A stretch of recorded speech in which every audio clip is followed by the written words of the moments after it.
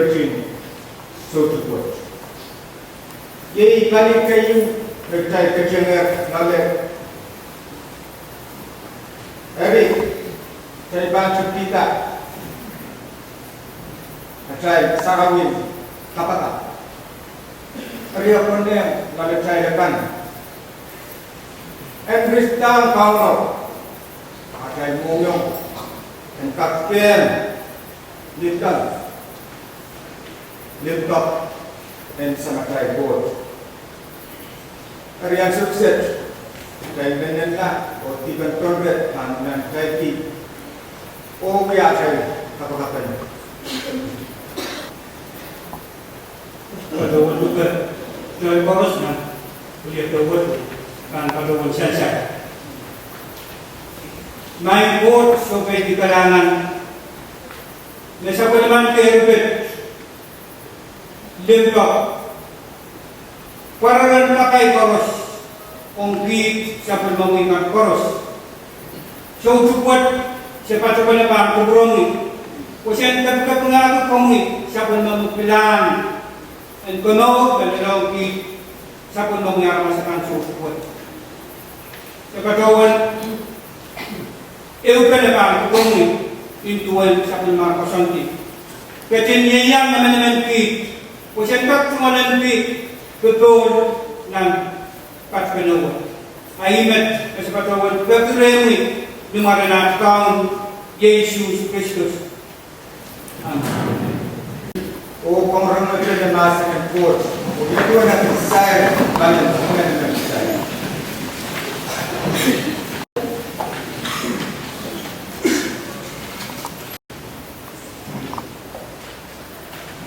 Nasa lungkot, pansan na ni Paul, sinimon ng Polos.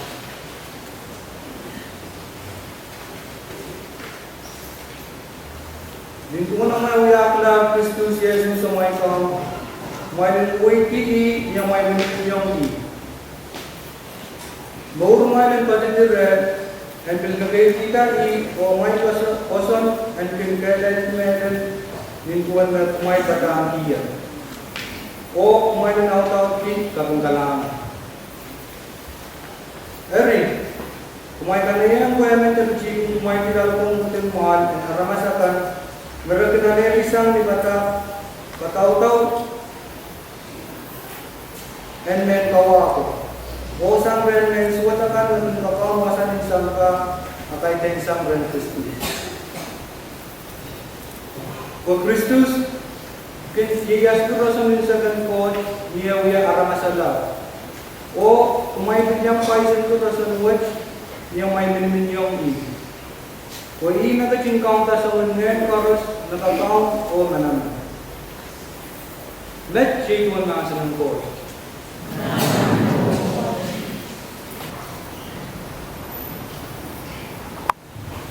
Caya cuman kalau menes kapun ngajai buka. Pasakan ye naik kau nama tu kalau sensanta tangkap ngakon. Naik kau ikut pacuan pasakan tanangan nongkongi sangan nong yogi kunsa. Ipan kuntiang kongi kulen kadu mongko asakan. Ikut sobi yang jen pesom sarawuyo. Bertio karena marami, websa kapal mengudin blok baca-baca, oleh lopos, webio kecil kasaneta, tuan marami, osapal mengukur seneta karena agak pelagi. Koros, naik kau, nama koros sensanta, tanpa nakon. Kong kecil sadangnya, ni bacawan, dubuan yang kau. Kung kacung kakala kunyata sa panlong rasa. Terus naik kau nama tu koros sensanta tangkap nakon. Naik kau nama tu koros sensanta tangkap nakon. Pwede ang loreng sa panlong inuiban.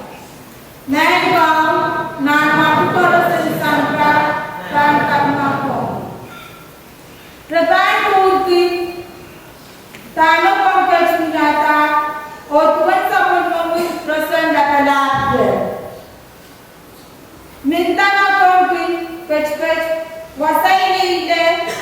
Apong kita cingkupure, mexpichungkan, oleh apa dalam makan, socokak luksang kau. Naik kau, nama perus insangka tanpa makau.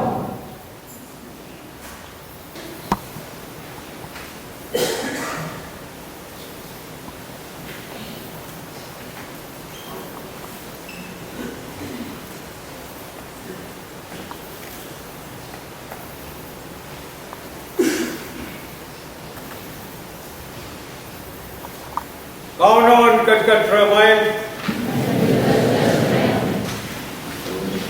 Masalan Port, Masalan Tail, Sandan Roma, Sarawi, and so on.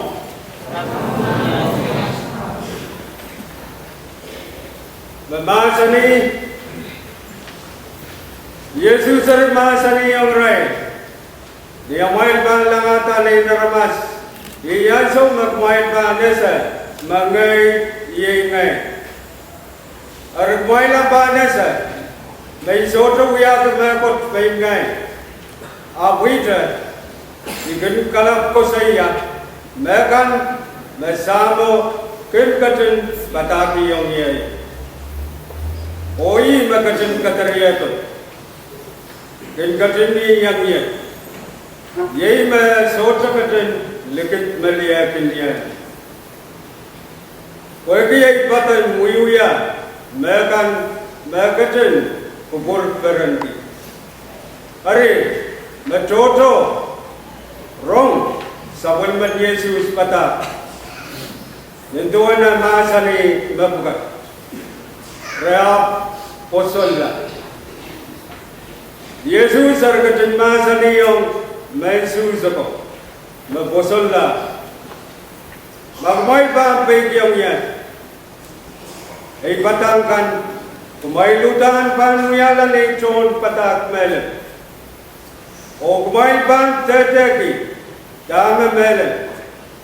O memelelo pan kasalatang kumayla. Romamaw anatay kaon Jesus Christus.